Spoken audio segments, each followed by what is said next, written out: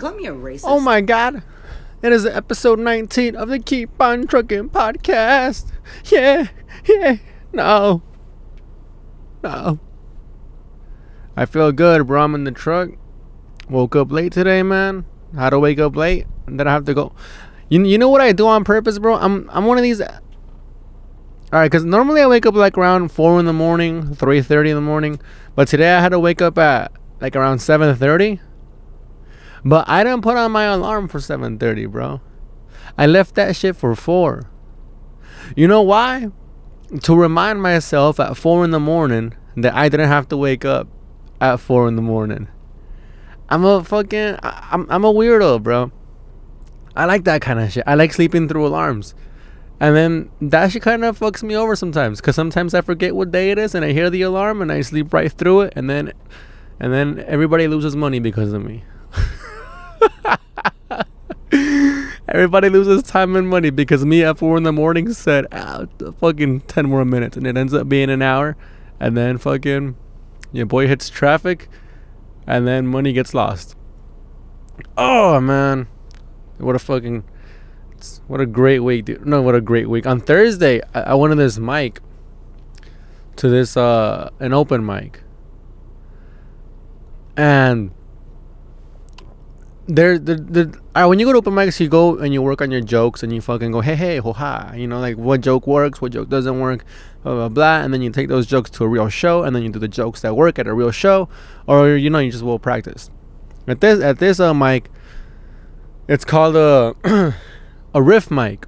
So the layout of this show is the audience members or the other comics, if there's not that many audience members, everybody writes down topics on a piece of paper and throws it inside a bucket, and then you go on stage and you pick out 3 and you get 5 minutes, and you try to make whatever topic you get, you try to make it funny. So this guy goes up, right? There's a tall white dude dressed in all black with a durag.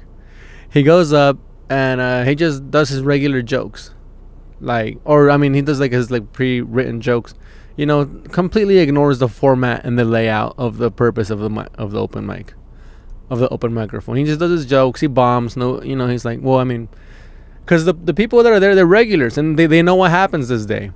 So people are like, what the fuck is he doing his jokes? Like, he's supposed to be whatever the fuck. And then he does it. He bombs. He sits down. Now, this is a guy that I see. I probably saw him before the pandemic like 3 or 4 times here or there. Is he a comedian? I don't know, dude. Does he try it out? He tries it out. So is he funny? From what I've seen, he doesn't do well.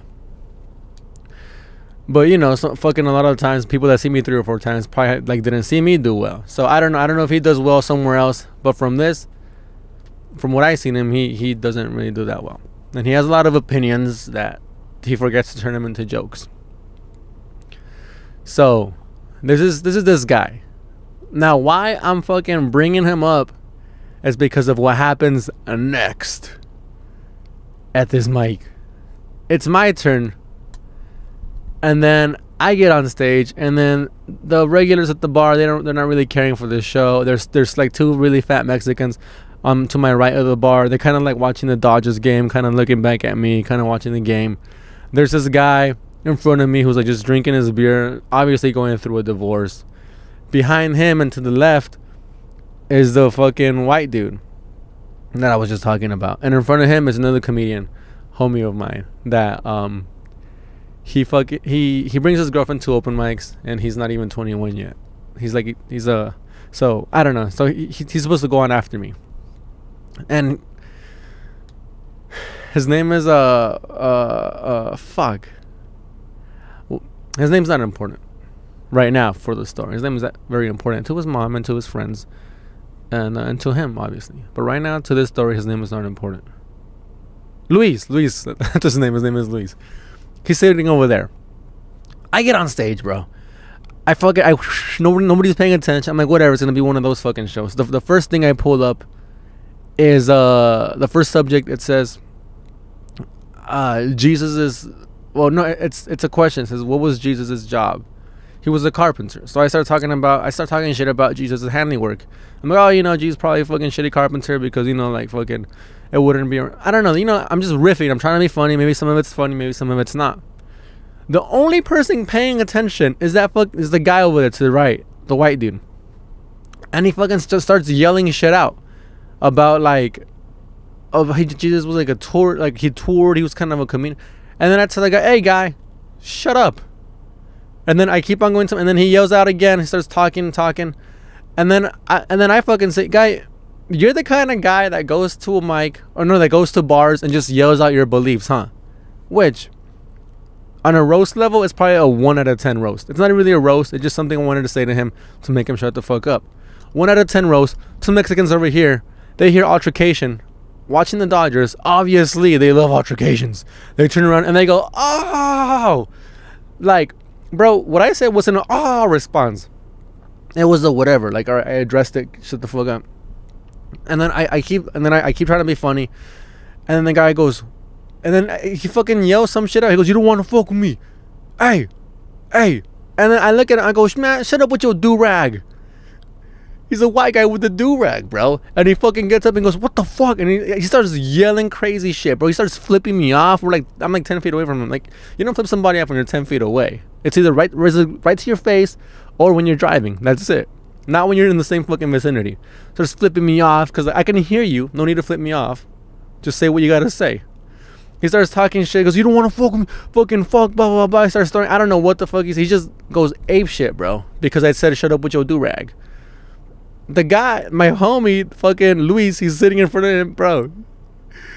The guy is like in the chair behind me. The look on his face, he goes, and he fucking gets up and he fucking like leaves real quick with this girl.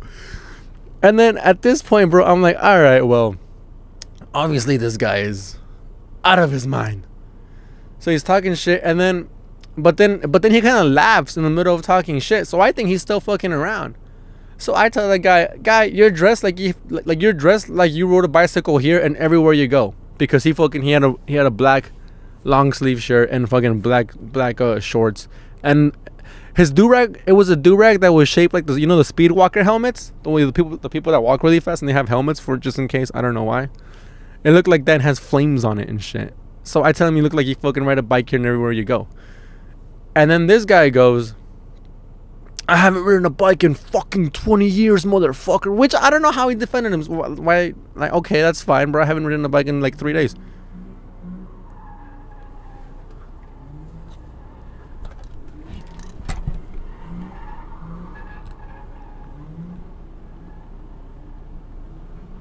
What the fuck?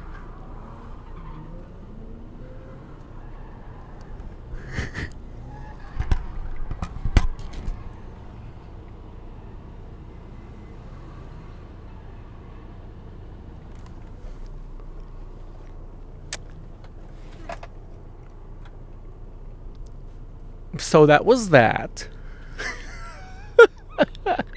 What the fuck, bro? Only on the Keep On Trucking podcast. Yeah. And I feel like I'm too bright. Those guys just doing that shit on his lunch break. They're like, Juan, where are you gonna go eat? He's like, I'm gonna go to this food truck over here. He's like, you wanna come with me? He's like, yeah, alright. And like fucking his coworker just gets in the truck and they're like, that's fucking, I heard there's a good fucking pupusas over here, and if you wanna fucking check it out. He goes, you wanna fucking see something cool, something I do in this street every week? What?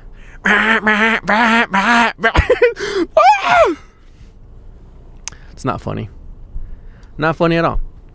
Anyways, what the fuck was I talking about? Oh, so he says this shit, bro. He fucking like, I haven't ridden a bike in 25 years, motherfucker. He's like, alright, bro, what the fuck? He fucking gets up, and then I'm like, alright, bro, like, here we go. Like, I'm gonna have to fucking get down with this guy. I don't want to, because your boy has mediocre hands. If I fight someone my age, there's a good chance I might lose. If I fight a guy who's a 50-year-old white dude that's drunk, there's a good chance I might win and catch a lawsuit and ruin this fucking open mic spot for all the open micers, for all the comedians that come out and practice their jokes. So I'm like, whatever, bro. I keep on trying to salvage it. And then like I mean at this point he's ruined the vibe of the bar. The bartender ran outside for some fucking reason. And then I didn't realize how much everybody was fucking like fucking like not scared but like fucking like oh shit, like shook by the situation. Cause bro, in situations like this, your boy stays calm. In high pressure situations, bro, I'm calmer than a cucumber. Bro, if you made a pressure cooker and threw me inside of it, I would come out like it's a cold ass cucumber. That's how fucking cool I am in these situations. I'm like, whatever, bro. We're fucking. So then I'm like, all right, things lap. I get off stage. Nobody claps, which hurt my feelings.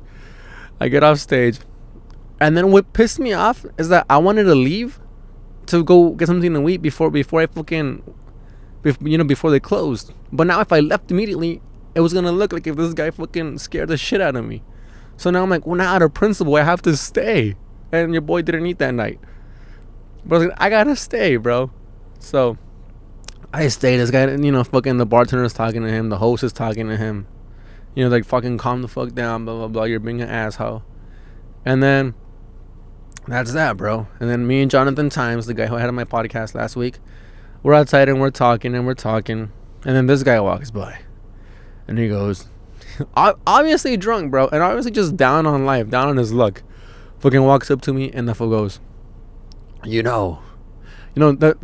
not a dick. I hate crowd work. Don't fucking talk to me when you're on stage. But I got fucking kids older than you that don't even talk to me like that, bro. At this point, dude, I was ready for him to get close to him to even flinch at me that he was gonna fucking hit me, for me to fucking give him some mediocre hands. But I was like, bro, I'm not gonna start shit with this guy, man. I'm not gonna start shit. I got fucking kids older than you, and then goes, yeah. It's just like fucking like, just obviously fucking, I don't know what he's going through. But like, to be that mad at me because I said shut up with your durag.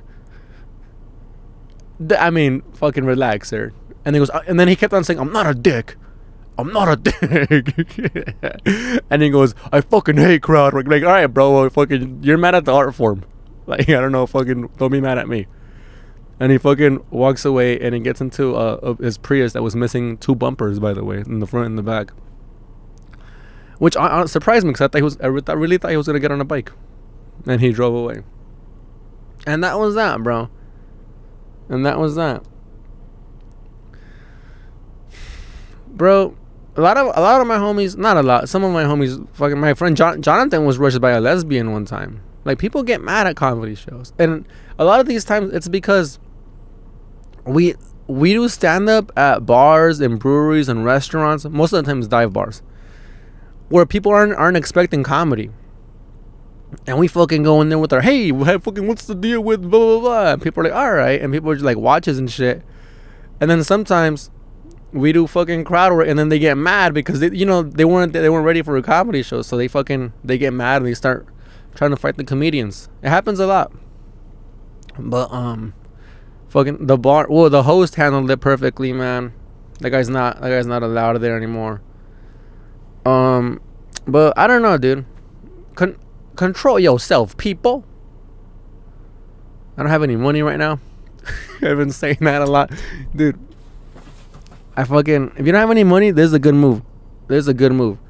Buy a fucking $5 pizza, eat a couple whenever you're hungry. Don't eat the whole thing. Eat a couple here, eat a couple there. But you know what? Oh, subscribe to this shit, man. Please. I'll give you a little bag of chips. My girl just fucking, she hooks it up with the bags of chips. She makes them.